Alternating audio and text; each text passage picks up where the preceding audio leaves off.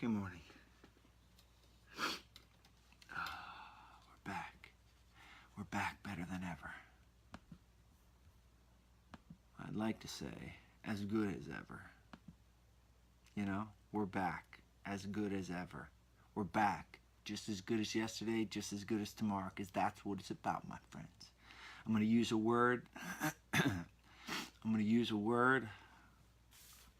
A buzzword from yesterday.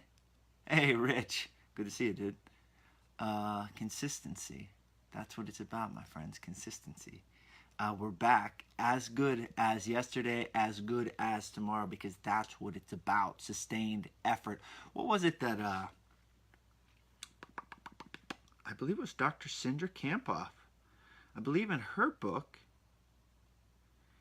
has to do with sustained effort. Success being sustained effort over a period of time. I remember that from her book, Dr. Cindra Kamphoff, and I remember using Frankie Edgar as an example. That was a long time ago. But yeah, success being sustained, maybe sustained outcome over a period of time, sustained effort over a period of time, something like that. I have it in my notes. That's good. That's good. Good recollection, Spanny. Thanks, Spanny. No problem, Spanny. I'm just Josh.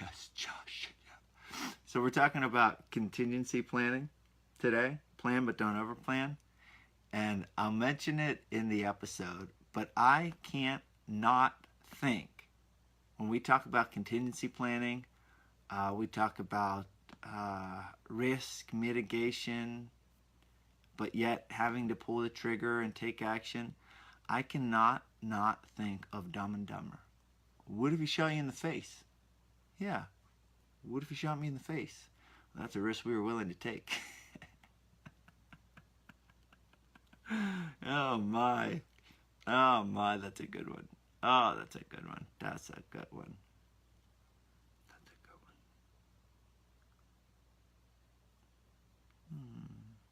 one. Good stuff. Oh boy. All right, Yun's ready to rock and roll. My wife ran out the door. She had to work, so I got to get cranking here before my daughter wakes up.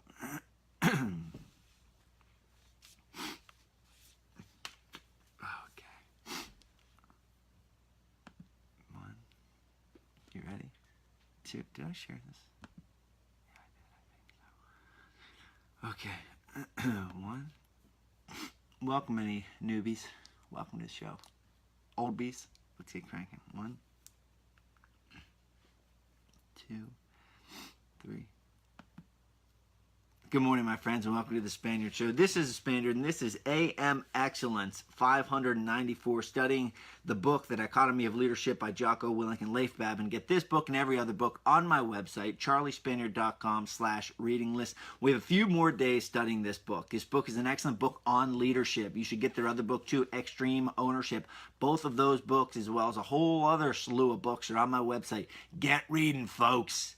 Now, I'm very excited. I want to throw this out there, too. Yesterday, I met with Dredd. I met with Rob from Food Service Solutions and Mitch, and we got some cool things cracking.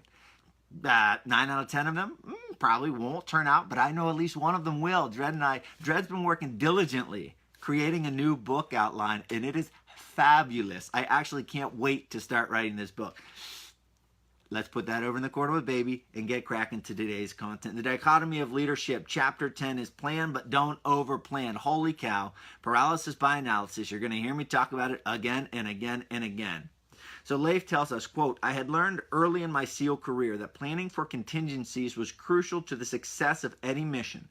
Thinking through the things that might go wrong for each phase of the operation and preparing for each contingency would enable us to overcome those challenges and accomplish our mission.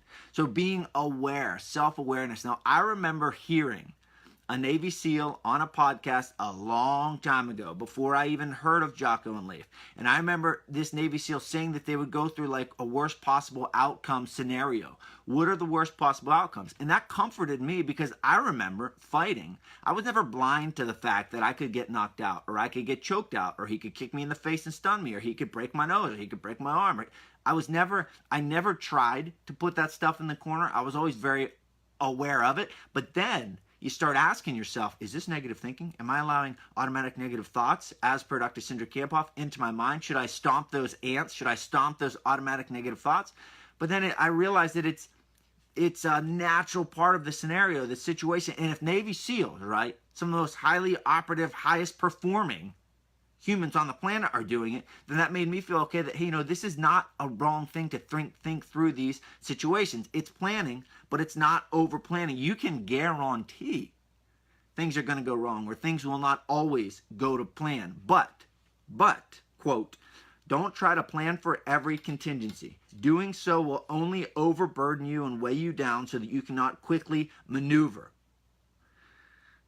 Don't over-plan. When you're fighting guys like Rumble Johnson and Johnny Hendricks and Beneil Dariush and Eric Silva and all these animals, you could spend your whole training camp looking at different variables that could happen to you during that fight. You could obsess over it day in and day out, as if there's not enough obsessing already going on. You could keep saying what if and what if and what if and what if. And when you added up all those variables, there would be an infinite amount of variables for which you had to plan. But you simply cannot do it. Paralysis by analysis is real. I use the example of Netflix and Prime all the time. Many times I sit down and think, I just want to watch a movie. An hour and a half later, which is the movie's duration, I'm still flipping through Netflix and Prime trying to figure out which movie I want to watch, because there's so many stinking choices. I was just listening to a producer on, I think it was Seth Rogen, actually on Dax Shepard's podcast, and they were talking about all the possibilities. Like, look, I don't want 10 good takes. I want 2 good takes. That way I can pick which ones are best, because when there's 10 good takes, you just think and think and think and think. So with fighting, you'd identify 1, 2, or 3 of those opponents' techniques. With Anthony Johnson, it was the high kick. With Johnny Hendricks, it was a straight left. With Dariush, it was don't let him take your back. Except I let him take my back and he choked me out. So even planning for those contingencies doesn't always work, but identifying the highest likely probabilities and planning for them, mitigating risk.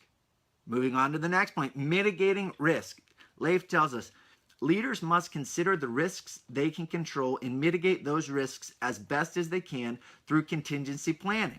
I say this often, and it's one of the neatest things. When I watched, I believe it was Alex Honnold, who's a free climber, I believe it was a documentary, he was speaking, he would say, people tell me I'm crazy. People tell me this is the highest risk thing in the world, but actually, because of the crazy amount of planning that he does, he mitigates as much risk as possible. Whereas, think of you just walking out your door. How much risk mitigation have you done today in your daily life?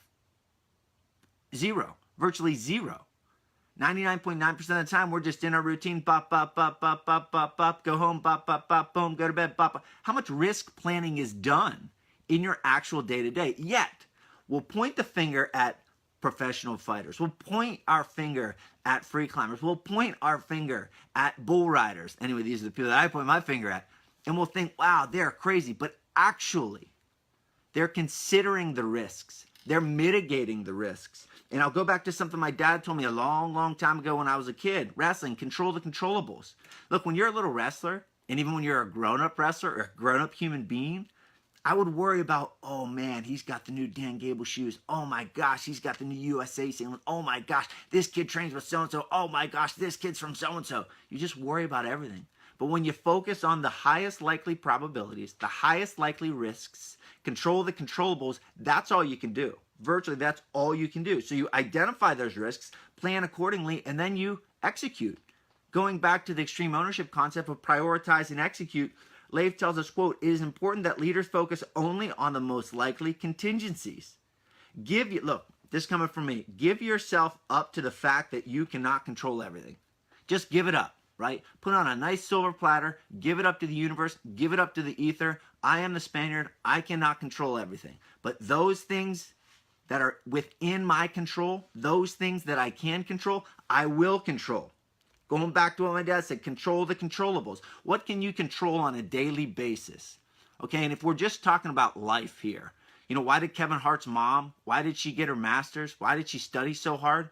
What was she learning for? What was she training for? Everything. So if we're following that same suit and we're preparing for everything, whatever it is, what can you control? You control the amount of exercise you do. You can control your nutrition. You can control the books you read. CharlieSpaniard.com/reading list. You can control the information that you consume. I want to throw this out there too. I just watched Toby Keith on Dan Rather last night. Tremendous segment. Google it right now, YouTube it, find it somewhere online, watch it. I think it was on Access TV. Watch it. Feed yourself that fuel. Those are the controllables we're talking about. This has been AMX 594, Dichotomy of Leadership by Leif Babb and Jocko Willing. Thank you, fellas, for a tremendous leadership book. Start reading, folks. That's what I want. More than anything is for you to read a book. CharlieSpaniard.com/reading list has a whole bunch of books. My social media @CharlieSpaniard. I just want to geek out about books. Seriously, just send me a message. I just want to talk about books all day, all night. Read a book. See ya. Have a happy Thursday.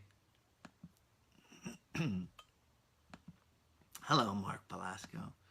Hello, Travis Streeter. I feel like that's a new name.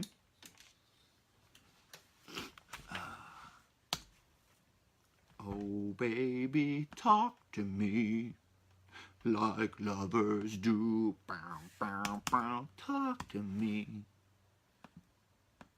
I was doing some push-ups this morning, listening to some 80s music.